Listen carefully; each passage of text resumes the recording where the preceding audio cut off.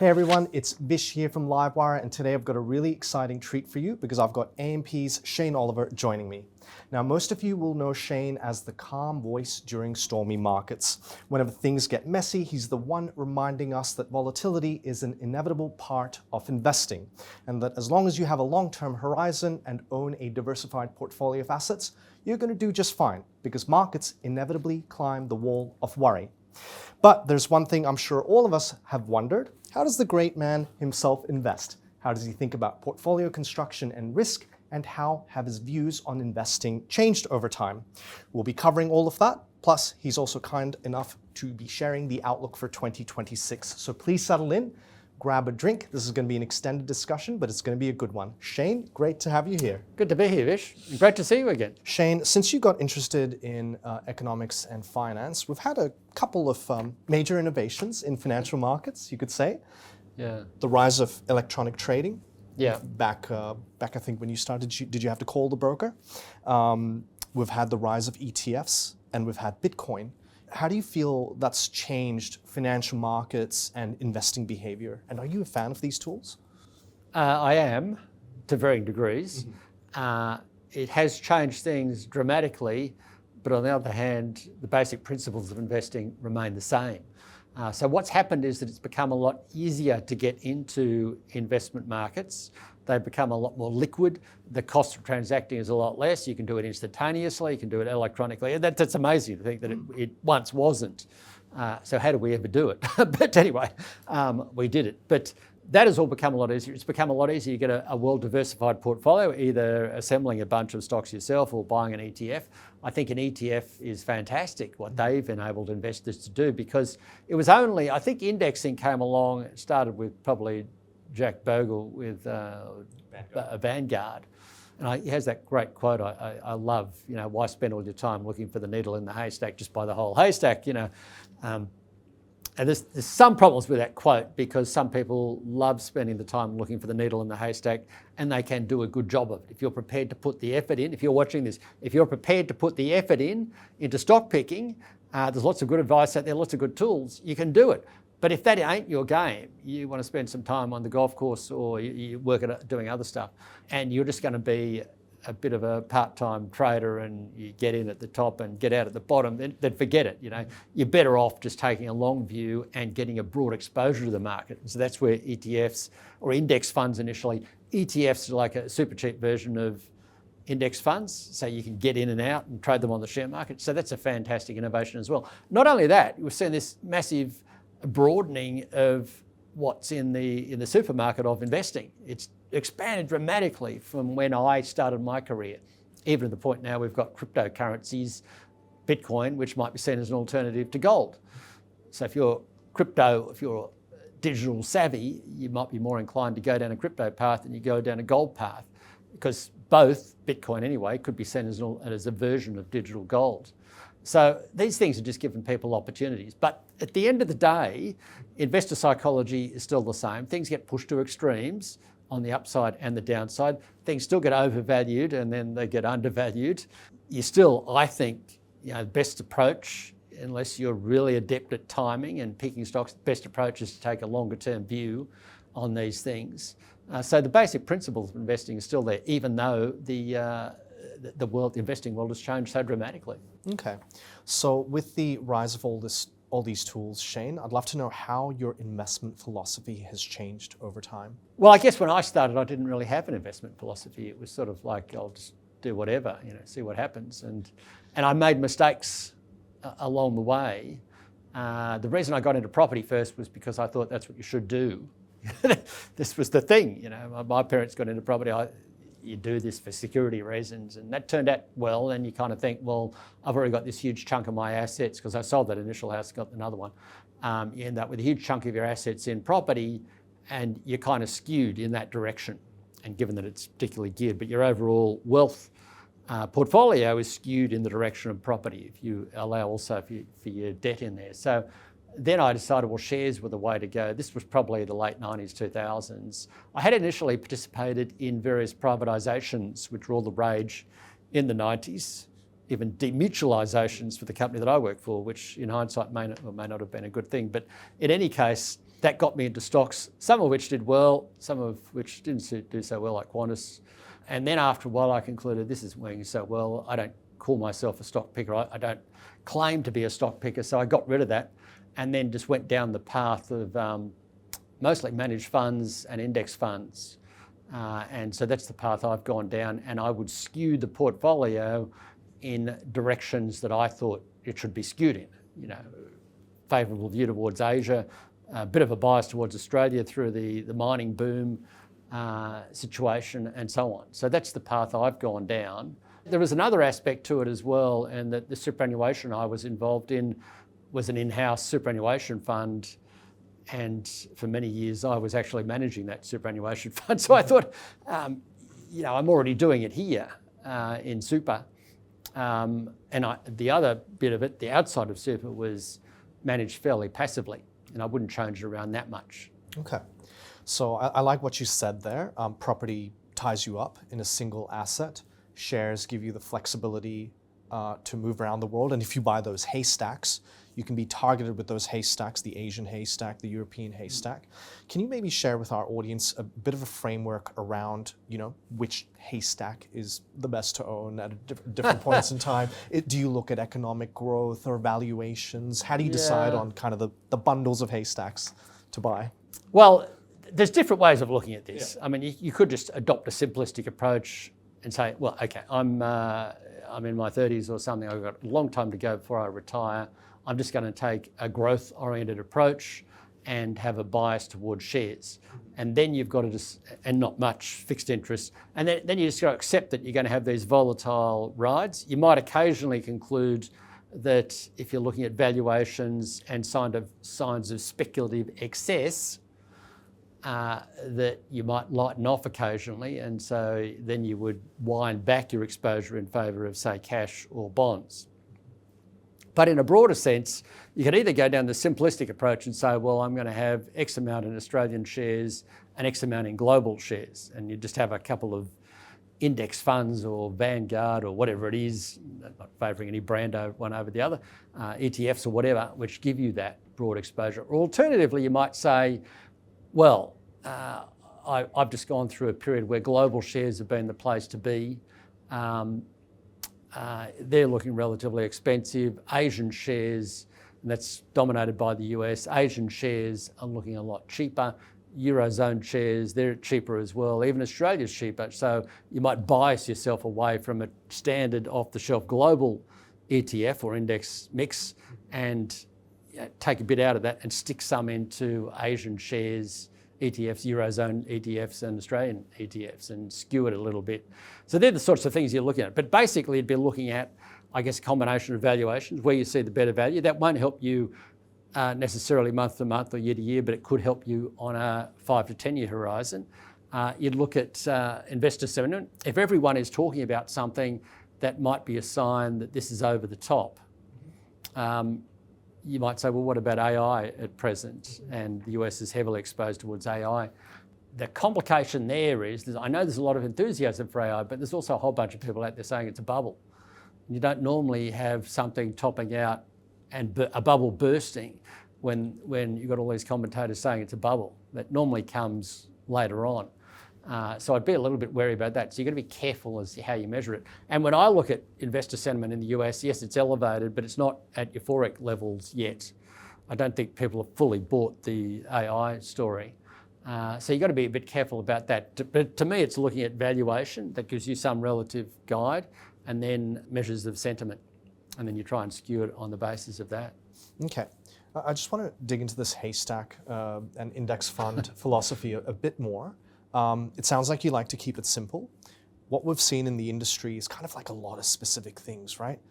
Quality ETFs and momentum ETFs. Do you prefer just broad market, keep it simple exposure, or do you, do you go for some of these smart beta or semi-active or actively managed? Look, I tend to keep it simple, but I can understand why someone might want to go down that path. If you're you've just said, like now, you just had 3 years of good returns, and there are these concerns about valuations and whether there's an AI bubble on it. So you might say, well, okay, I still want to stay invested, but I don't want the plain vanilla global shares or Australian shares. I'm going to skew it a little bit towards value and quality. And so there is some logic to doing that. Okay. So I'm not against doing that, but to me it complicates things. Let's turn to some of the changes in the macroeconomic environment. We recently hosted, or earlier this year, hosted Macquarie's global strategist Victor Schwetz as a speaker at Livewire Live. And he said something really interesting. He called for the death of cycles. And what he was talking about was there is so much capital and money slushing around the world today. Mm-hmm. Your bear markets are going to be a lot shorter. Your corrections are going to be a lot shorter. If you think about COVID, huge problem, a global health crisis. No worries, the government pumps in trillions of dollars. The stock market's up that year. Mm. And he's also talked about the financialization of assets where returns are increasingly becoming concentrated. To get growth, most people just think about investing in those magnificent seven companies. And if I think about those comments, it seems to be a lot different to when you look at market cycles from the 80s and 90s and 2000s, when there used to be these long drawn-out corrections and bear markets, and now it just seems to be snapping back a lot more quickly. Do you believe that tectonic plates of the investing markets have changed? Not really. Not really. Look, I've got a time for Victor Schwetz, and I read his commentary because we benefit from stockbroker research and we get stuff from Macquarie. So he does great stuff.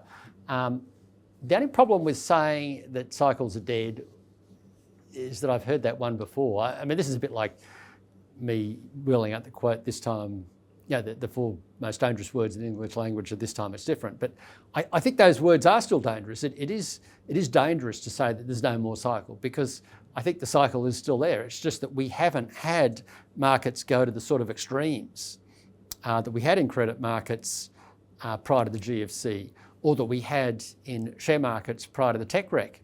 If you look at the gains in, say, pick a specky part of the US share market, NASDAQ, this time around, they're about, over the prior 10 years, they're half what they were prior to 99, 2000. If you look at the valuations, they're not as extreme as they were back then. If you look at the fact that the Magnificent Seven, who are centre of the market at present, back then there was a group back then, Cisco, Lucent Technologies, a whole bunch of them, Amazon, AOL, and so on.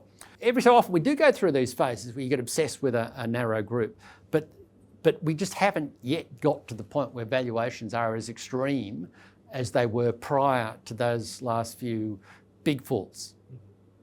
And so consequently, the pullbacks that we've had in the Eurozone crisis, in the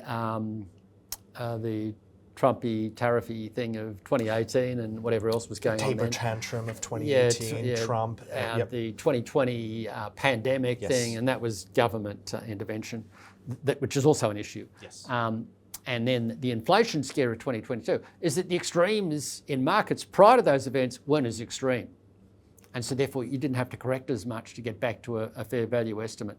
The other aspect, like I've heard the story about global capital being awash for decades now. That was one of the explanations as to why things were doing so well in the 2000s prior to the GFC, that there's all this excess saving globally, looking for a home, it would keep markets up forever. Then we had the GFC. It was also a story through much of the 2010. So that's not a new story. That one's been around for a while. So my take on it is that the cycle is still there. And as soon as we all conclude that it doesn't exist anymore, it'll come back and bite us.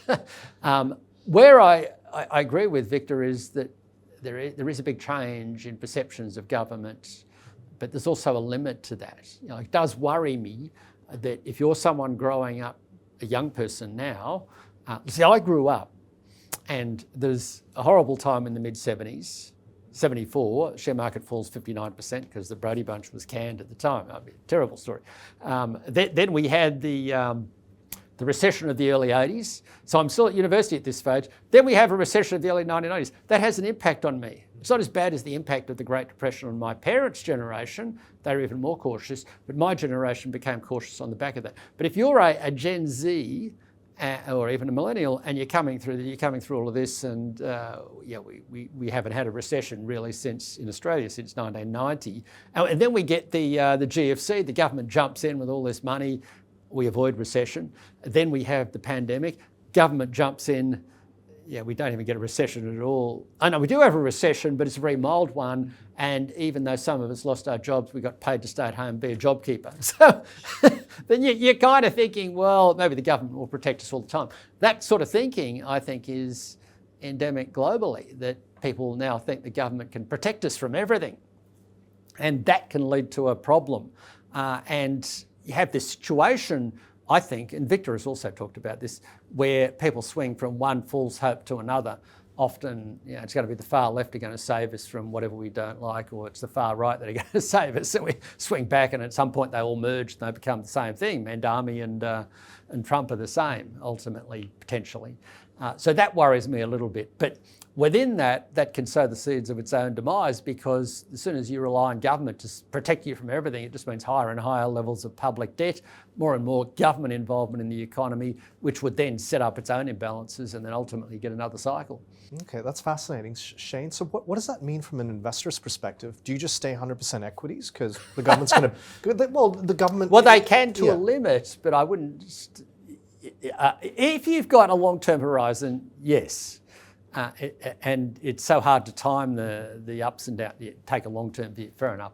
But I reckon you still have to be a little bit cautious in that. And the older you get, the closer I'm baby boom, the closer you get to retirement, you got to be a little bit cautious there, because that reliance on government has led to excessive public debt levels.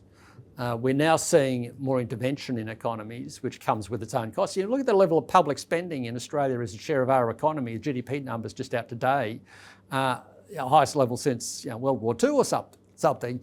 That's not great in a long-term sense. There's less money left over for the private sector. So things have been going fine, in a sense. We've all been protected, but our living standards aren't growing as quickly as they used to. But more importantly, that can slow things down. It can slow down productivity growth, and of course the build-up in public debt can potentially have its own limit as well. The very fact that gold this year, when I last looked, was up something like 60% year to date. Why has that happened? Why has it gone through the 4,000 level? I think it's there's a bunch of people out there saying, well, things are okay, but I just need some insurance in case governments, start trying to monetize excessive public debt levels. Trump gets control of the Fed, forces interest rates lower than they should be to ease the burden of excessive public debt.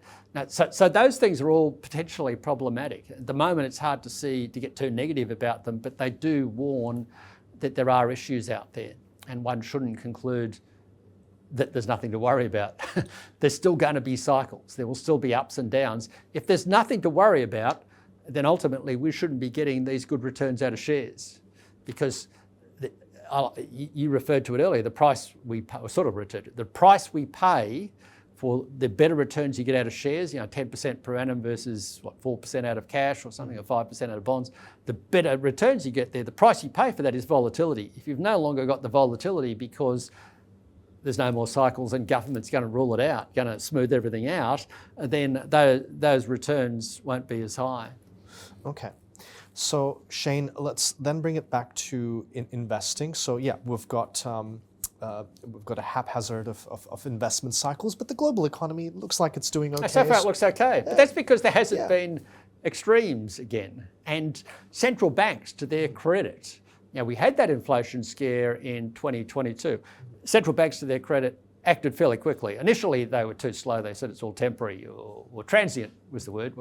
And then eventually they got into it and then did something. And in some countries, not all of them, the place you've been living at recently hasn't done it so well, but some countries... Our stock market's still up 30% in Canada. Amazing. Yeah. Ours isn't up that much, not so much this year, but it's still done pretty well.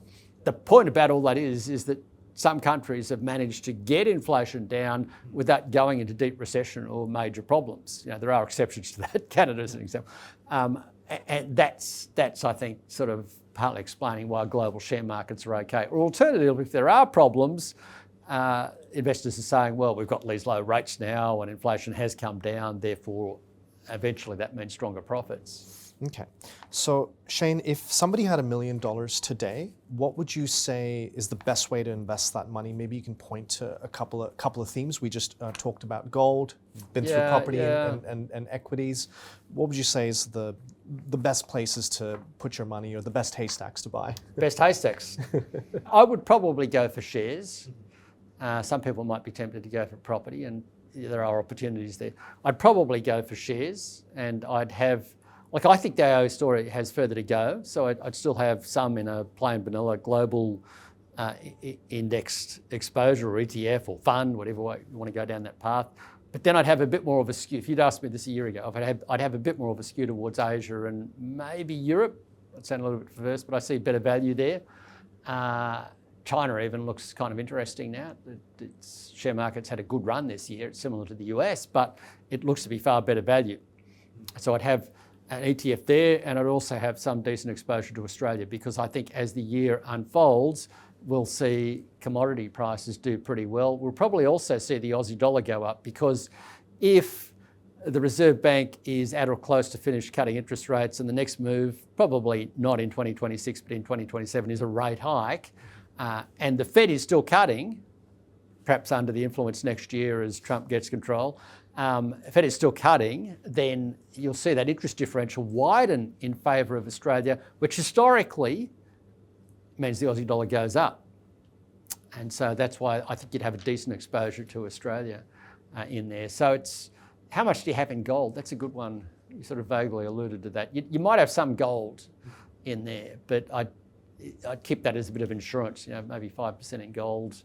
Global shares, probably 30, Asia and Europe together about 30, and then Australia, I'd say about 30 as well. That doesn't add up, adds up to 95, but something like that. We'll smooth out those numbers, no worries. Yeah, round them up. Okay, so Shane, one of the things that Livewire readers, and myself included, are very thankful for is whenever there's a market crisis, you're always publishing your weekly note, 5 charts to remember for times like this, the wall of worry. It's one of my favorite concepts. Yeah. For new investors starting out in the world of investing, and they see these amazing 30, 40% gains when they buy NVIDIA or Bitcoin. Bitcoin's a big one. That's had a 33% correction in recent weeks. How do you navigate that without losing your sanity if you're new to markets? Can you give them some advice? Yeah, well, you've got to put things in perspective. I would start with a whole bunch of graphs of the history of share markets.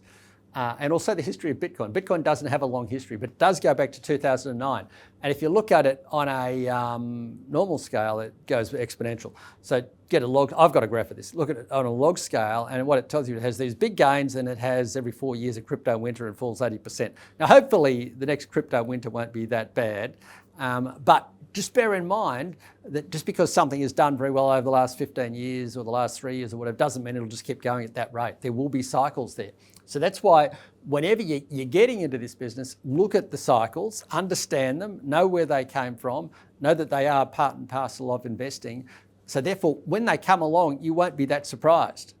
You'll know that. And when they do come along, then you read my 5 charts for successful investing, including, and particular, the magic of compounding. I mean, that is pure magic. If Donald Trump says he sleeps with that chart that caused him to twist around and the bullet went through his ear, my chart is actually the compound interest chart, which hopefully you remember. That's the one that starts in 1900. It shows the value of $1 invested then in cash, bonds and shares, reinvesting interest and dividends along the way.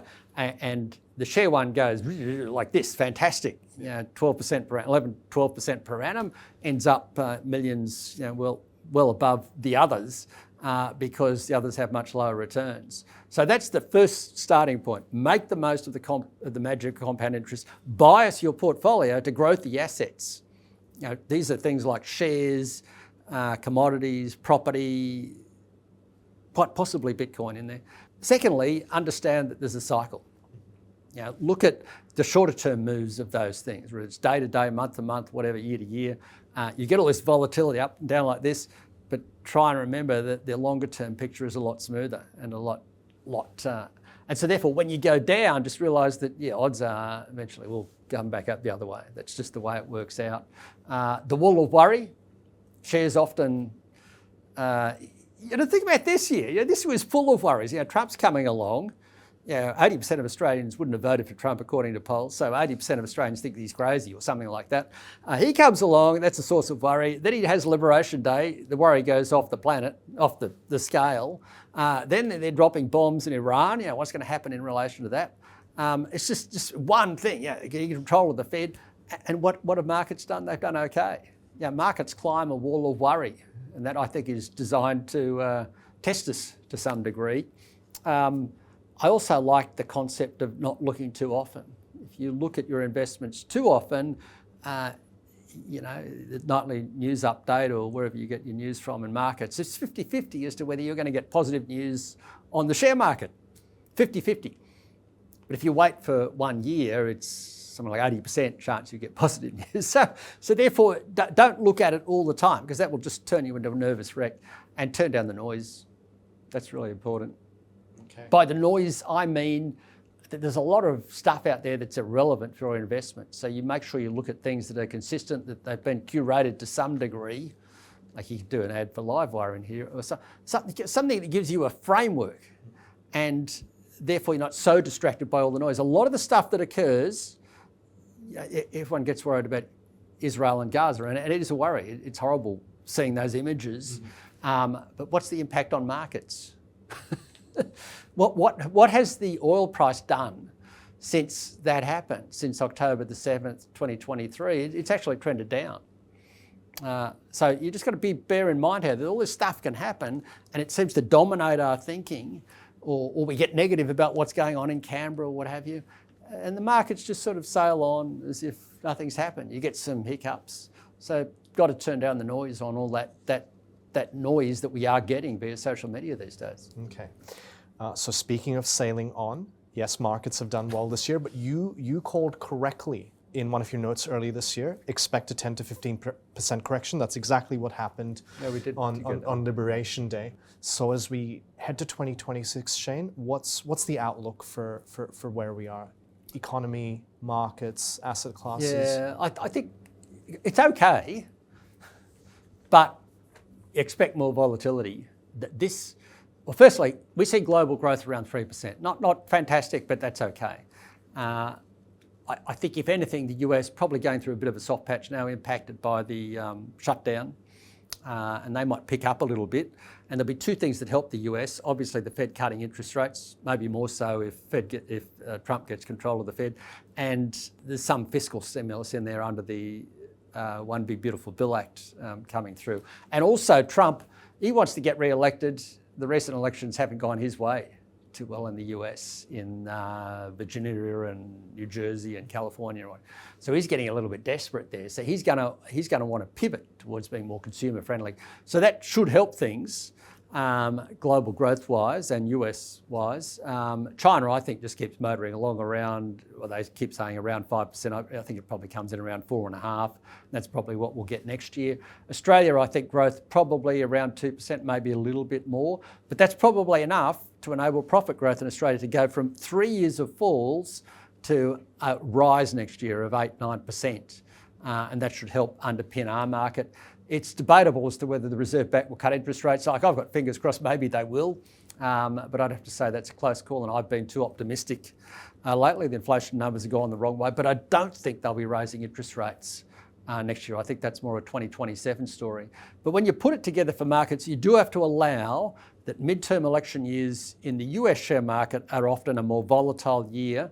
Often the gains really don't occur until the December quarter, after the midterms are out of the way.